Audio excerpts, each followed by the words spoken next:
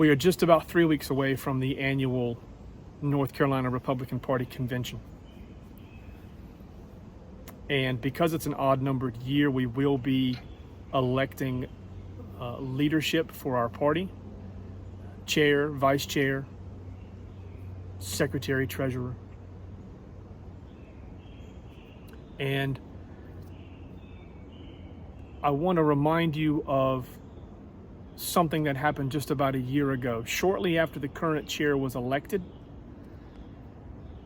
I confronted Chairman Jason Simmons at a public event held in Greensboro with roughly 50 Republican witnesses, where I reminded Chairman Simmons of a vote taken by Republicans in the United States Congress, 3 in the House of Representatives and both of North Carolina's senators,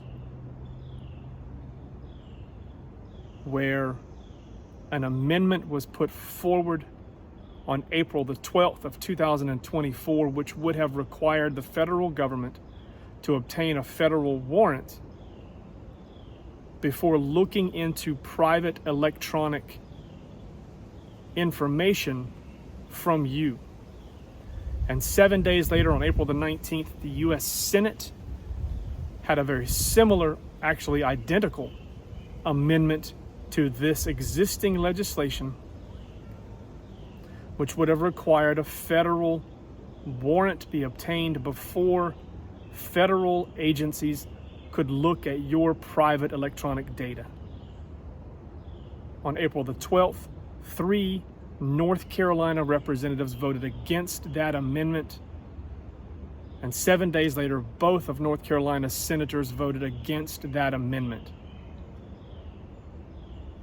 That amendment failed in both cases, and the existing legislation was renewed without the Fourth Amendment protections that this amendment would have provided you.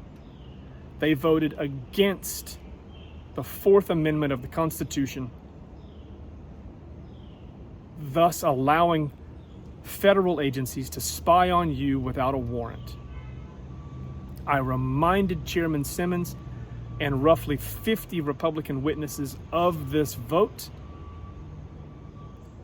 and I asked the chairman in front of witnesses if he would publicly declare what these Republicans did to be a problem. I asked him to admonish these Republicans, and he refused to do so.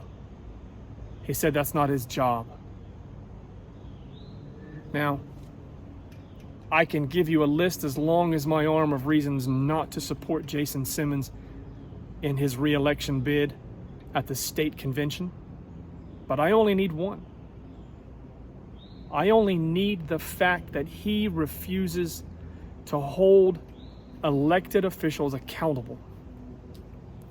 He refuses to force the men and women that we elect to stand for the Constitution.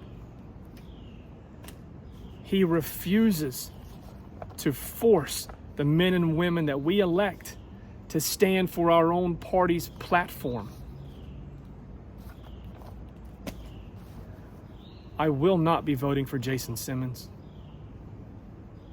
because I can see no scenario where he would choose either the Constitution or the platform or even you over those elected officials, over special interests, or over the donors. Now, I have no way of knowing if his opposition, Brooke McGowan, will be better. I like to think that she will. She has indicated to me that she will hold men and women responsible for their actions. I have no choice but to believe her.